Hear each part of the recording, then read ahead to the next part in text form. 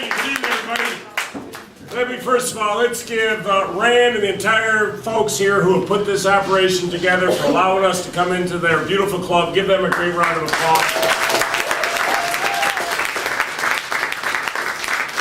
Where's Dawn? I know Dawn is here.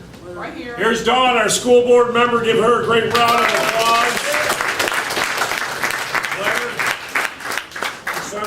There he is. This young man I watched, so I came down and gave a speech a couple weeks ago. And we had a little meeting of a bunch of political folks, and when I walked out the door, I got handed an envelope. And he had emptied out his piggy bank of $2.90. And said, and I, for the first time, actually said, I can't take it, which hasn't happened too much. And he said, I'm insistent, you've got to have it, I want you to be governor. So everybody give Blair a great round of applause. And,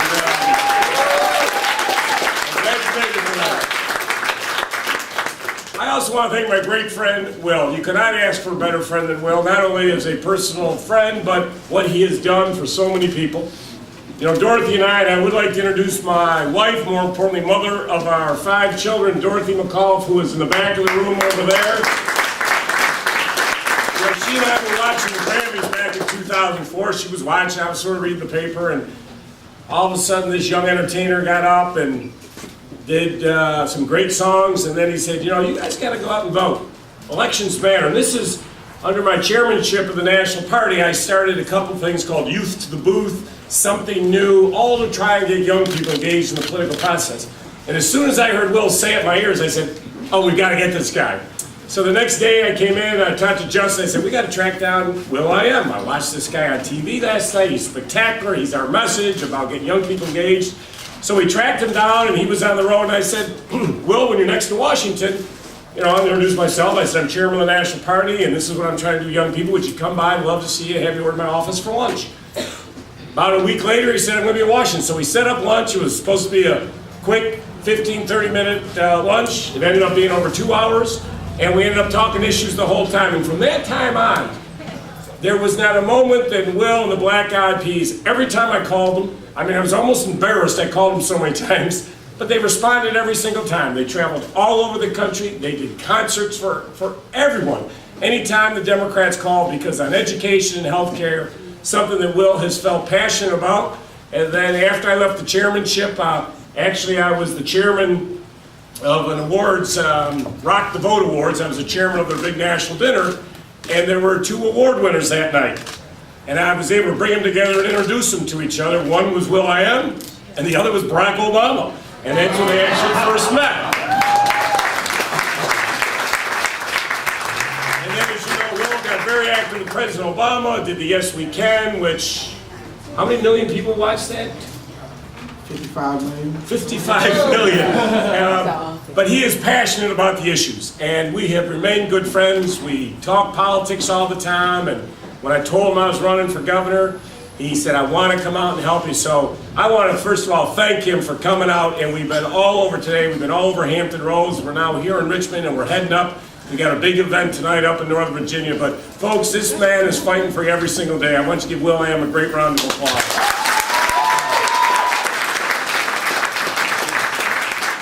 And to be here, I just want you to know, while we're standing here, he has the #1 song in America today, Boom Boom Pow.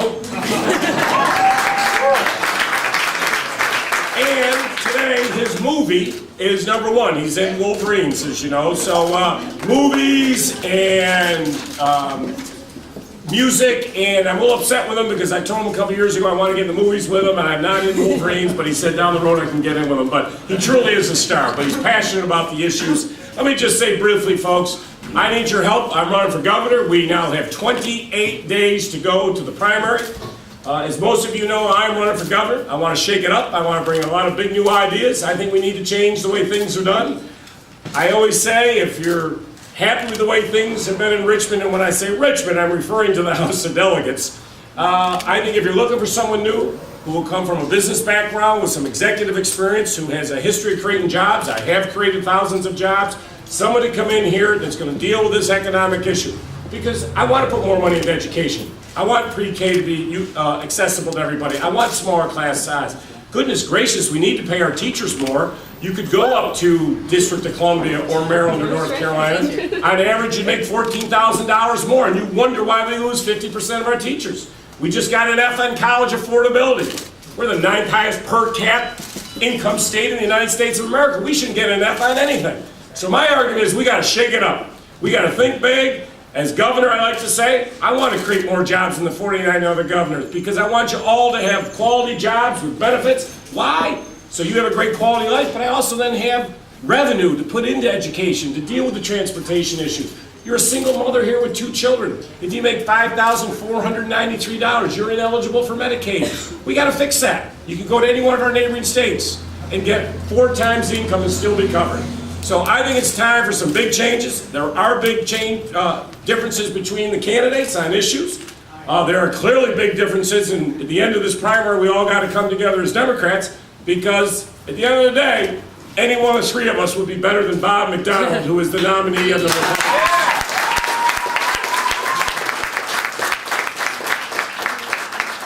Nobody should forget that Bob McDonald voted no when Governor Warner was doing the biggest budget operation here to fix our budget here, which puts the largest single investment in education.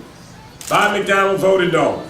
And when Governor Kane for the last 4 years has tried to deal with education, Bob McDonald has stood in his way. Bob McDonald said the other day, Barack Obama shouldn't get an honorary degree from Notre Dame. Let's get away from those divisive tactics. And Bob McDonald in the House of Delegates said we shouldn't take the $125 million in stimulus money. That was your taxpayer money. We would have had use of it for 7 straight years. 7,500 Virginians would have benefited by going to get part-time work, to get job training. I promise you folks, as governor, I am not turning away money that is your taxpayer money, and if the federal government wants to give it back to you, I'm going to make sure we take it. You have my word on that. I don't want my fair share as governor. I want more than my fair share, because as your governor, you need someone out there fighting for you every single day. If you help me in the next 28 days, and then you help me in the general election, I promise you, I will fight every single day as governor. I have called for the total end of all payday lending stores here in Virginia. We got to shut them down. I called for total ethics reform. No longer should a lobbyist be able to buy a member of the General Assembly or the governor's staff free dinners and trips around the world. They're only here for 6 weeks and I'll be fighting for you. Not going out and having dinner. I said I wouldn't take any federal TARP money. I said I won't take any Dominion Power money from their company. You know why? Because we need a mandatory renewable energy standard here in Virginia. Ours is voluntary. We're losing huge job potentials that have gone to Tennessee, that have gone to Arkansas, on solar, on wind farms. Why are we one of the few states that does not offer any tax incentives to put solar panels on your roof? We got to fix that. If we put a wind farm off the coast of Virginia Beach using half the wind power, we could light up every home here in Virginia. We ought to have high-speed rail from Northern Virginia to Richmond to Hampton Roads to get 1 million cars off the road. It would create 176,000 jobs. Tens of thousands of tons of CO2 would be eliminated. That's what your next governor wants to do, and that's what your next governor has to do, and that's why I want to win the House of Delegates and get like-minded folks to work with me. You help me in this election, I promise you no one will fight harder for you those 4 years as governor of the Commonwealth of Virginia. Thank you for coming out today.